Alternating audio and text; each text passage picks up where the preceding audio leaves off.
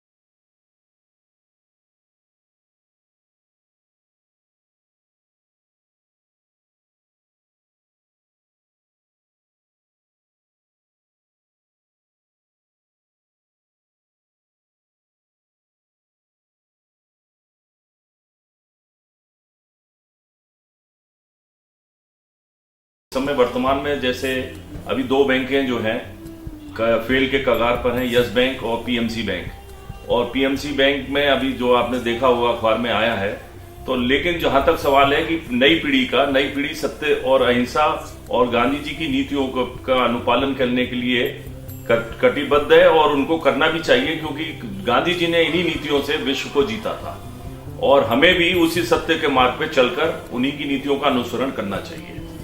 मैं सलीम साहब अभी आपके पास आऊंगा, एक बार और आऊंगा। मैं जरूर पूछूंगा कि नीतियां कौन सी बदल गई, क्योंकि जहां तक हमें याद पड़ता है आज़ादी के बाद से एक बार बैंकों का सरकारीकरण हुआ था, उसके बाद अभी जरूर कुछ बैंकों का बड़े बड़े बैंकों में विलय हो गया है, लेकिन कोई ज़्यादा नहीं हुआ है। खैर उससे पहले मैं चलता हूँ, हमारे बीच में ब्रिगेडियर मनोज कुमार हैं। ब्रिगेडियर मनोज कुमार अब सेना में सेवाएं नहीं दे रहे हैं, बल्कि इस समय उससे भी बड़ा काम कर रहे हैं। जो बच्चे जिनकी इच्छाएं होती हैं कि हम लोग सेना में किसी भी स्तर पर अपनी सेवाएं दें, उनको तैयार करते हैं। और सबसे अच्छी बात यह है कि, और मैं मनोज जी को बधाई भी देना चाहूँगा, जो इनका सैन्य अभ्यास स्कूल है जिसमें बच्चों को ट्रेनिंग दी जाती है, उससे बहुत बड़ी संख्या में बच्चे जा रहे हैं। तो मैं आपसे पूछना चाहूँगा कि आप तो फौजी हैं, फौजी तो बंदूक और गन में विश्वास रखते हैं, गांधी जी को कहाँ नजदीक पाते हैं जब आप फौज में, जब सीमा पर खड़े होते हैं? फौजी बंदूक और गन जरूर पकड़ता है, लेकिन पकड़ने का मुख्य कारण ये है कि हम चाहते हैं चारों तरफ शांति रहे, और शांति के प्रतीक ही होते हैं फौजी को। अगर आप मिलते हो, देखते हो, तो कहीं उसके चेहरे पे या उससे मिलने से आपके दिमाग में कोई रोष पैदा नहीं होता, बल्कि खुशी और शांति मिलती है। और मैं ये मानता हूँ कि जो हमारी फौज है, फौज में गांधी का वैसे ही बहुत बड़ा प्रतीक है सेक्युलरिज्म, या हम धर्मनिरपेक्षता मानते हैं या पंथ निरपेक्षता, जो हमारे संविधान में प्रियम्बल में लिखी हुई है, प्रस्तावना में। क्योंकि अगर हम जैसे हम यूनिफॉर्म पहन लेते हैं, उसके बाद हमारे अंदर कोई धर्म नहीं रहता, सिर्फ एक ही धर्म होता है, वो है राष्ट्र धर्म। और उसके अलावा हमें ये नहीं कोई हिंदू, मुसलमान, सिख, ईसाई। आप ये भी जानते हैं कि हमारे यहाँ वो होते हैं, आपके जो मंदिर होते हैं, ये मस्जिद होते हैं, गुरुद्वारे होते हैं, सर्वधर्मस्थल, वो भी एक ही जगह होते हैं। तो ये गांधी जी की भी यही प्रेरणा थी, वो चाहते थे कि इस तरह के स्थल हो। और इसके अलावा सत्य बोलना, डिसिप्लिन लाइफ जीना, ये सब कुछ ऑलरेडी हम अलग अलग तरीके से रूप बदल जाता रहेगा। गांधी जी ने जिस तरह बोला, वो हम अभी भी इसको फॉलो करते हैं। तो मैं मानता हूँ कि फौज या आर्मी, इंडियन आर्मी भी जो है, उसका सबसे बड़ा प्रतीक है। जी, हमारे बीच में जो सबसे विवादित सोच है आजकल कि हम गांधी जी की तरफ जाएं या गौडसे की तरफ जाएं, क्योंकि दोनों विचारधारा ऐसी है कि एक बुजुर्ग, एक ऐसा महात्मा, एक ऐसा जिसे सब लोगों ने राष्ट्रपिता कहा, उसको किसी ने मारा, और कुछ लोग उस मारने वाले यानी गोली मारने वाले नाथूराम गौडसे को कहते हैं कि नहीं, वो ठीक था। हमारे बीच में आरएसएस से जुड़े हुए और भारतीय जनता पार्टी से जुड़े हुए डॉक्टर रजनीश त्यागी हैं। आप बच्चों को पढ़ाते भी हैं, हम उनसे जानने की कोशिश करते हैं। त्यागी जी, स्वागत है आपका कार्यक्रम में। दूसरा, मैं आपसे ये जानना चाहता हूँ कि यदि आपको चुनना पड़े, गांधी या गौडसे, किसको चुनेंगे? देखिए, ये तो ऐसे ही प्रश्न हो गया कि माँ बाप में से किसी एक को चुन लो, तो ये थोड़ा सा मुश्किल होगा। लेकिन मैं गांधी जी का आज जयंती है, तो गांधी जी के बारे में उनको 3 तरीके से हम देखते हैं। नहीं, मैं बीच में थोड़ा टोकना चाहूँगा। आपने बड़ा अच्छा कहा कि माँ और बाप में से किसी को चुनना पड़े, लेकिन यहाँ माँ वो है जिसने बाप को मारा है। देखिए,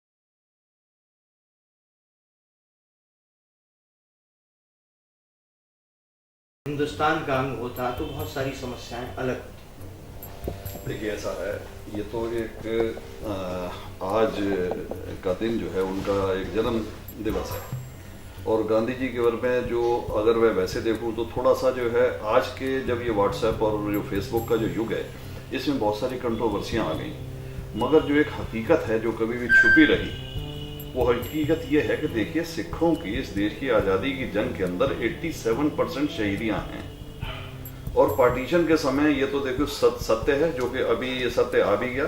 माननीय प्रधानमंत्री जी ने 2019 के इलेक्शन के अंदर हनुमानगढ़ के अंदर एक सभा के अंदर ये बताया कि कांग्रेस ने देश के सिखों के साथ में धोखा किया, लाहौर जो है ये इंडिया में आ रहा था और कलकत्ता पाकिस्तान जा रहा था।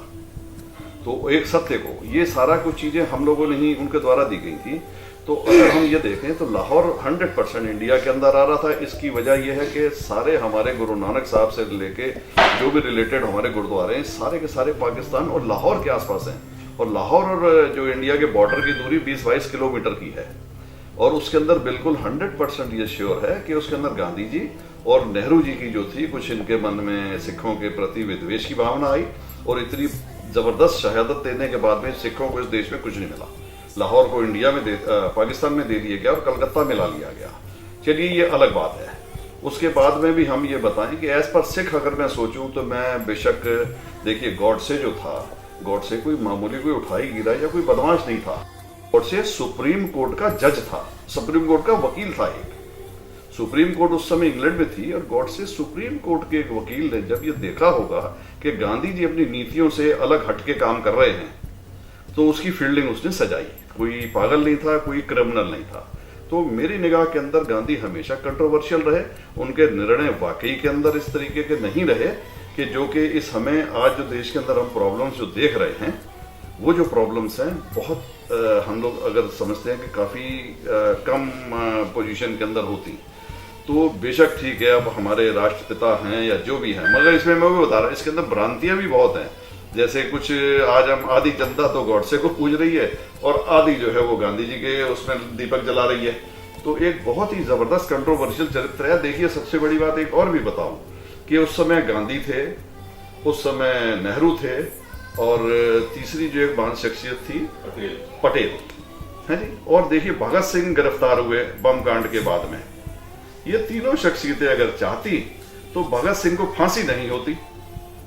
तो कहीं ना कहीं से ये फिर कंट्रोवर्सी के अंदर आते हैं कि जो कि मामूली था, जिसमें कि उन्होंने एक तो एक प्रतीकात्मक बम फेंका था और उसके बाद में सरेंडर कर दिया था। कोई ऐसा जुर्म नहीं था जिसके लिए फांसी दी जाए, मगर क्योंकि वो फिर देख रहे थे कि भगत सिंह आगे आगे हो सकता है कि हम लोगों की राय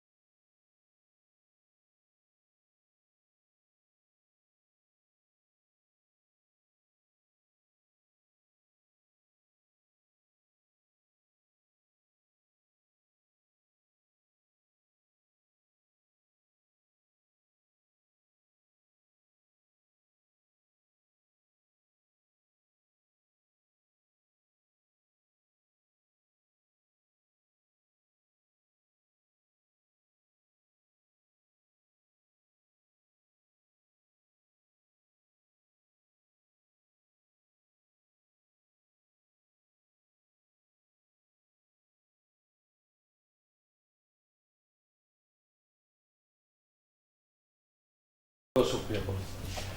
कर्नल साहब, आपसे ये सवाल जानना चाहते हैं।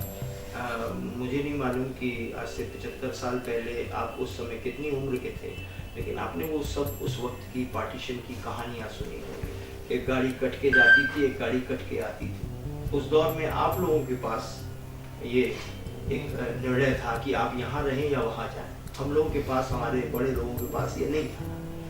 क्या समझते हैं, क्या कहानियाँ थी और जो सपना आपने उस समय देखा था जब गांधी के नेतृत्व में पूरा देश स्वतंत्रता की लड़ाई एकजुट होकर लड़ रहा था और बाद में उस सपने के 2 टुकड़े हो गए थे?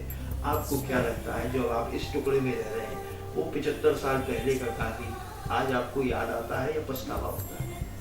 ये सबसे पहले तो मैं ये बताना चाहूँगा कि जो भी कुछ मैंने सुना था वो मैंने अपनी बुआ से सुना था कि वो बताते थे किस तरीके से जब ट्रकों में भर करके, गाड़ियों में भर करके, जहाँ से हम लोगों को मुसलमान लोगों को पूछ के, चाहे वो जाना चाहते नहीं जाना चाहते, लेकिन भेजा जा रहा था। तो मेरे जो दधियाल है वो धौलपुर को बिलोंग करते हैं। तो वो मेरी बुआ बताती है पूरा परिवार चारपाइयों के नीचे छुप गया था और हमारे गैर मुस्लिम भाई जो थे या मतलब साफ लहजे में कहे तो जो हिंदू भाई थे, उन लोगों ने उन लोगों को बचाया था। और जब वो लोग आए के पूछा कि कोई है यहाँ पर, तो उन्होंने बोला नहीं है और छुपा के फिर रातों रात उनको ग्वालियर की तरफ और भोपाल की तरफ रवाना किया गया था। तो कहने का मतलब ये है कि बहुत सारा मुसलमान जो था वो उस विचारधारा से अलग था। ये 2 पार्टीशन में नहीं जाना चाहता था, यही मुल्क था, यही के लोग थे और उन्होंने उन लोगों को रोते हुए देखा है, जाने वालों को और विदा करने वाले लोगों को। ये मुझे अपनी बुआ से ये जानकारी पूरी प्राप्त हुई थी। अब रही सवाल कि उस समय का जो गांधीवादी विचारधारा थी, जो आज की विचारधारा है, बाकी विचारधारा जो है, देखिए वक्त के साथ साथ सारी विचारधारा एक अलग अलग फेज में आती है। गांधी जी को 150 साल हो गए, या जब वो सक्रिय भूमिका में आए थे तो 75 साल उस चीज़ को हो गए। 75 साल में एक विचारधारा पूरी तब्दील होती है, लेकिन कुछ चीज़ें ऐसी हैं जो उन्होंने बताया था कि बुरा मत देखो, बुरा मत सोचो, बुरा मत करो, ये हमारी मजहबी किताबों में भी लिखा हुआ, उनका भी दिया हुआ है। तो ये सारी चीज़ें, और ये एक संस्कार है, तो संस्कार जो है वो हमारे परिवार से मिलता हुआ आया है और उन चीज़ों को हम अपना भी रहे हैं।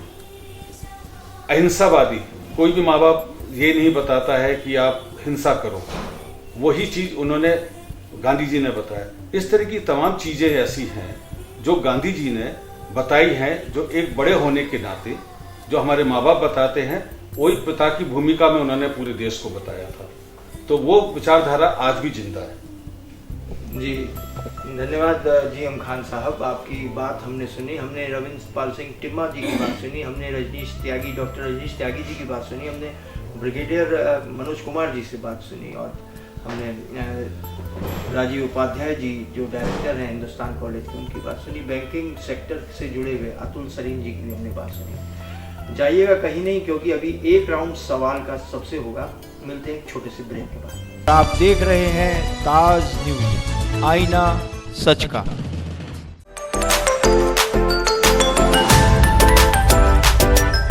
आप देख रहे हैं ताज न्यूज, आईना सच का।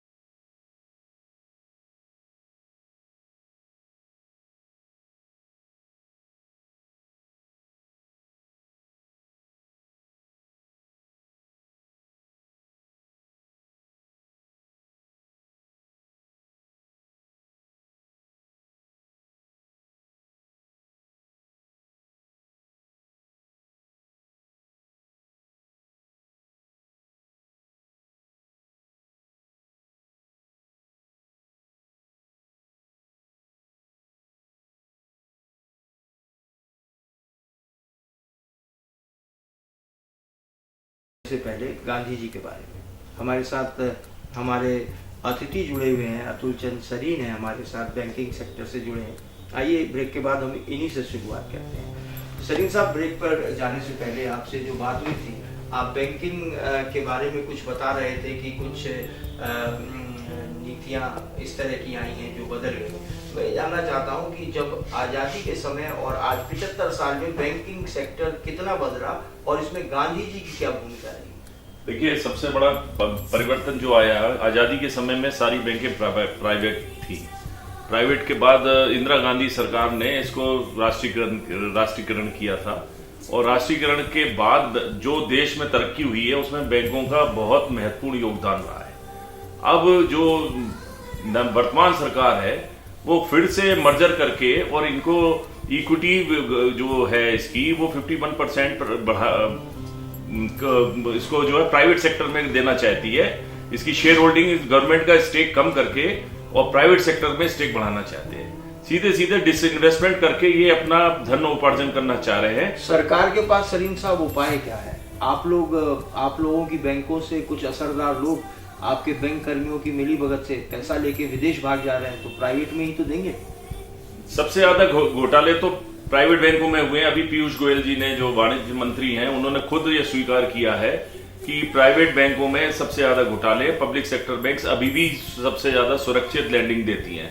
जहां तक भागने का सवाल है लोगों के, उस भागने के उसमें बैंक दोषी नहीं है, क्योंकि हमारा जो सरकार प्रशासनिक स्तर पर, अभी आपने देखा होगा यूएनओ में जो वहां के प्रधानमंत्री हैं, उन्होंने खुद रोष व्यक्त किया कि उन्होंने जो इन्फॉर्मेशन मांगी थी भारत सरकार के कुछ अधिकारियों ने नीरव मोदी के बारे में पहले फेवरेबल रिपोर्ट दी और बाद में उसी नीरव मोदी के बारे में उन्होंने एडवर्स रिपोर्ट दी। मैं आपसे नीरव मोदी के बारे में तो देश में काफी चर्चा हुई है, मैं आपसे कुछ दूसरा पूछना चाह रहा हूँ। मैं ये पूछना चाह रहा हूँ, गांधी जी कहते थे कुटीर उद्योग, वो चरखा चलाते थे, चरखा काटते थे, गांव के अंदर उद्योग। क्या आप ईमानदारी से इस बात को, आज 75वें जन्म दिवस पर हम बैठे हैं, क्या इस बात को अपने हृदय पर हाथ रख के आप कह सकते हैं कि आपने गरीब किसान मजदूरों को सपोर्ट करा है, या फिर उन लोगों को किया है जिनको इस बात का कोई फर्क ही नहीं पड़ता, बस पैसा लेके जाना है? कुटीर उद्योग इस देश की जान है, शान है, और सरकार भी एसएमई इंडस्ट्रीज को ग्रोथ को बढ़ावा देना चाहती है। लेकिन लार्ज इंडस्ट्रीज को भी आप इग्नोर नहीं कर सकते, क्योंकि किसी भी देश का विकास बड़ी इंडस्ट्रीज से भी होता है। लेकिन कुटीर उद्योग एक ऐसी इंडस्ट्री है जो सबसे ज्यादा रोजगार देती है, और रोजगार के संग संग देश को जीडीपी बढ़ाने में बड़ा योगदान रहता है। तो हमारी ये वर्तमान सरकार कुटीर उद्योग को लेना चाहती है, और खासतौर पे जो हमारे मुख्यमंत्री हैं योगी आदित्यनाथ, वन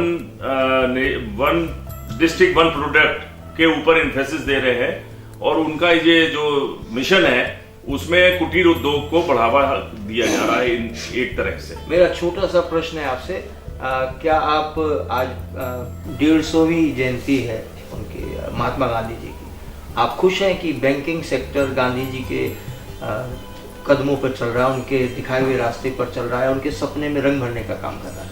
नहीं, मैं वर्तमान जो स्थिति है बैंकों की उससे खुश नहीं हूँ, क्योंकि इस समय बैंकें बहुत हार्ड टाइम पास कर रही हैं और बैंक स्ट्रेस में है, और ये गवर्नमेंट भी जान रही है, क्योंकि 13.5 लाख करोड़ का एनपीए हो चुका है और बैंक के सामने पूंजी का संकट खड़ा हुआ है। और इस पूंजी संकट के संग संग आप देखिए कि देश में छोटे छोटे बैंक फेल होना शुरू हो गए हैं, जो कि एक स्थित अर्थव्यवस्था के लिए अच्छा सूचक नहीं है। जी, अच्छा सूचक नहीं है। ये बैंकिंग सेक्टर से जुड़े हुए अतुल सरीन बता रहे थे। हमारे बीच में मनोज जी हैं, ब्रिगेडियर मनोज कुमार जी, मैं उनसे पूछता हूँ। मनोज जी, मैं ये जानना चाह रहा था कि देश केवल एक भूमि पर लकीर, बॉर्डर, सीमा से बनते हैं कि इसके इस पार पाकिस्तान है, इस पार हिंदुस्तान है, इस पार बांग्लादेश है, इस पार नेपाल है। आपको क्या लगता है, जब एक गोली चलती है अकारण, जब सीमाएं बटी हुई हैं, उससे एक आदमी की मौत जरूर होती है जब गोली चलती है। इससे फर्क नहीं पड़ता कि वो इस वाली वर्दी का है या उस वाली वर्दी का है, क्योंकि जब माँ इसकी रोती है या परिवार उसका रोता है तो क्रंदन तो एक ही जैसा होता है।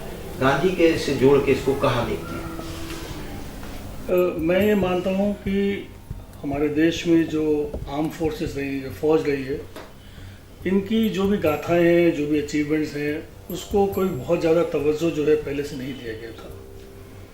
बल्कि जितनी भी हमें अचीवमेंट्स है, जो भी हमें सम्मान मिला था, वो बड़े इंटरेस्टिंगली ब्रिटिशर्स के दौरान जो भी था वो मिला हमें। जैसे कि हम अभी थोड़े दिनों पहले मना भी रहे थे सारागढ़ी का जो मनाया दिवस, या हम हाइफा डे की बात भी करते रहेंगे, तो सारे के सारे जो थे ये सेलिब्रेशंस या बनाए।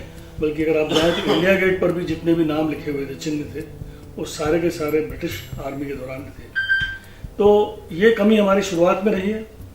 गोली वाली बात मैं मानता हूँ आपकी, गोली दोनों तरफ चलती है, लगती है, वो बात ठीक है, लेकिन एक देश का सम्मान जब बढ़ता है जब उसकी फौज को भी हम सम्मान देते हैं।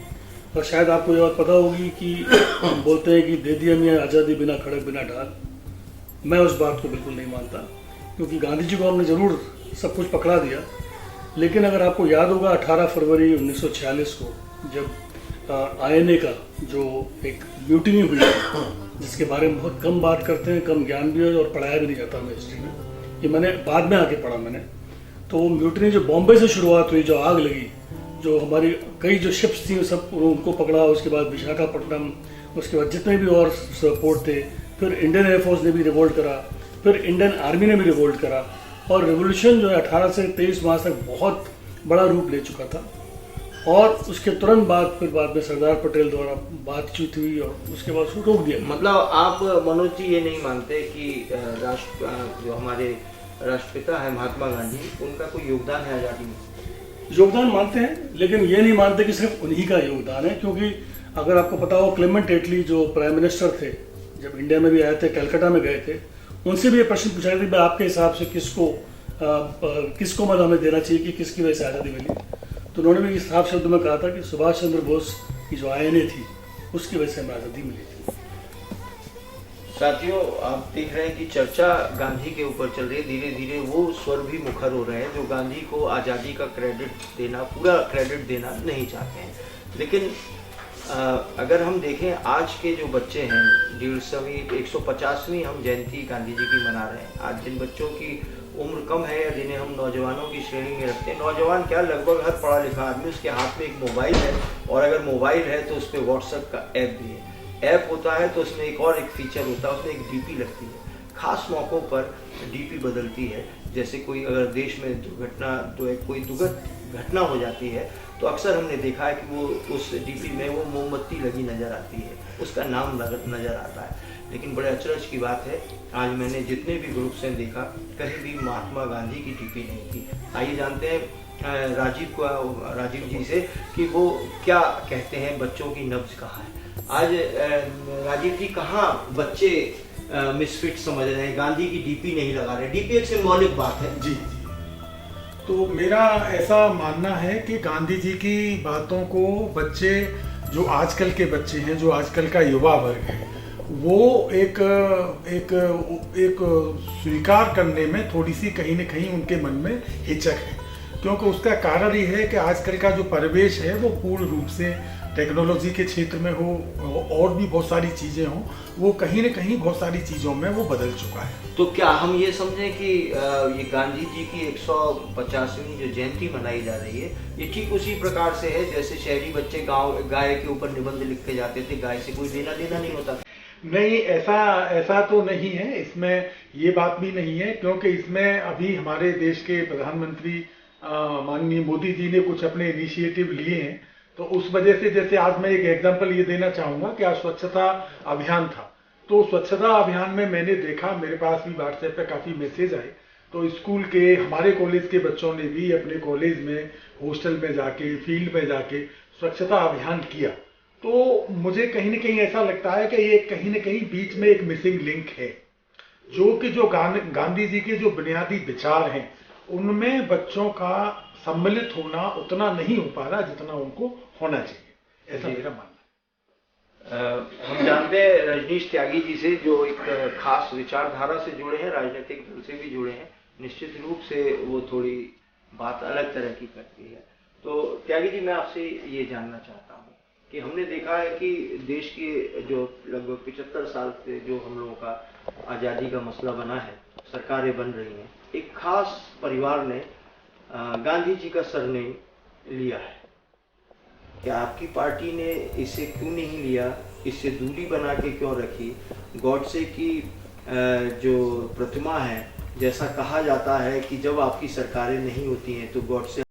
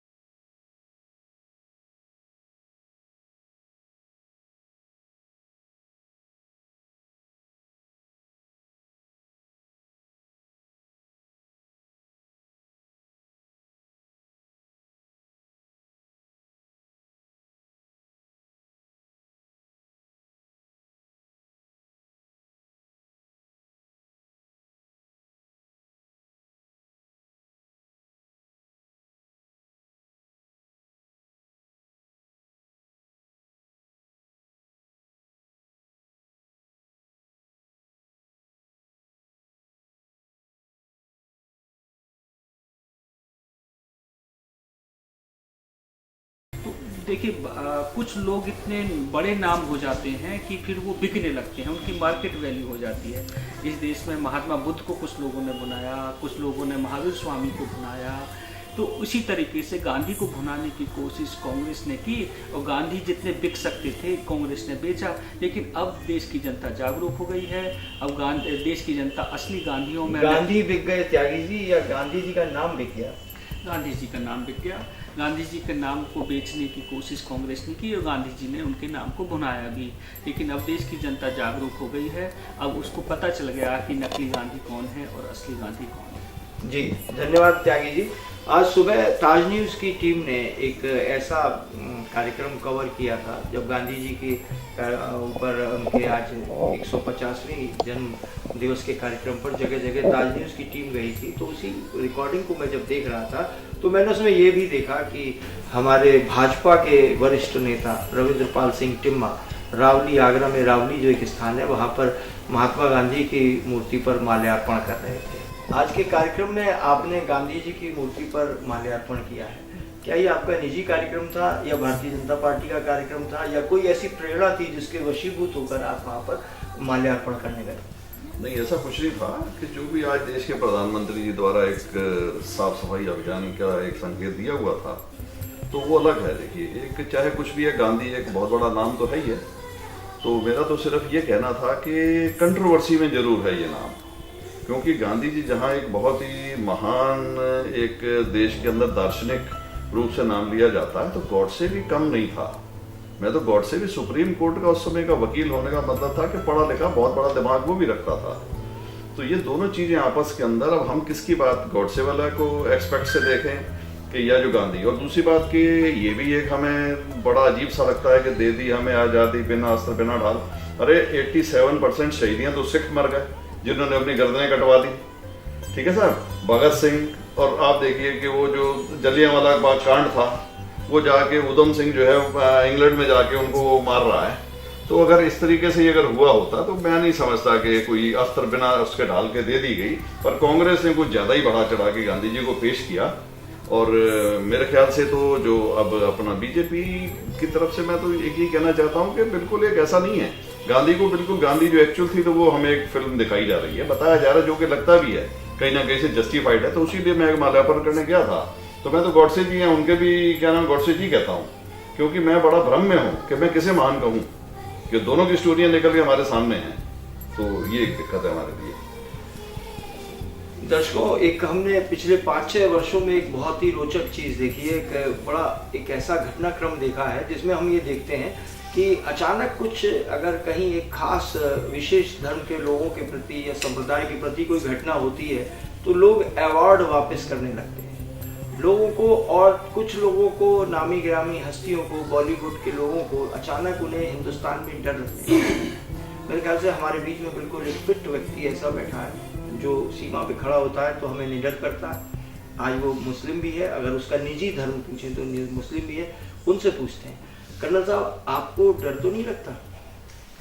मुझे डर क्यों लगेगा पवन साहब, क्योंकि मैंने इस देश की सीमा पे रह कर के और उन आतंकवादियों को मार करके वीरता पुरस्कार प्राप्त किया। जो आतंकवादी मारे गए थे वो कोई गैर मुस्लिम नहीं थे, मुसलमान ही थे, लेकिन अगर मेरे देश के ऊपर अगर कोई आंच आती है तो मुझे उनका खात्मा करना पड़ा, तो मैंने किया। तो मुझे डर लगने की जरूरत नहीं है, मेरे लिए देश जो है सबसे बड़ा है। दर्शकों, ये जो जीएम खान साहब बोले हैं, यही हमारे देश की अमूल्य निधि है, यही संस्कृति है, यही सोच है। क्योंकि जो लोग आज मुस्लिम लोगों पर उंगली उठाते हैं, या वो मुस्लिम लोग जो हमारे देश में रहकर भी देश को अपना नहीं मानते हैं, उनके ऊपर एक बड़ा करारा तमाचा है। क्योंकि अगर इस धरती पर ऐसे लाल है जो न केवल हिंदुस्तान की धरती को अपनी धरती मानते हैं, बल्कि सेना में जाकर आगे फौज को, आतंकवादियों को मारने के काम करते हैं, और हमको, हमारी स्वतंत्रता को और हमारे जीवन को बिना किसी भी विशेष तरह से बाधित हुए भी हमें जीने का अधिकार देते हैं। दर्शकों, कार्यक्रम के खत्म होने से पहले मैं इतना जरूर आपसे कहना चाहूँगा कि हमने देखा है कि राजनीति कभी कभी बहुत बड़ा तमाशा बन जाती है।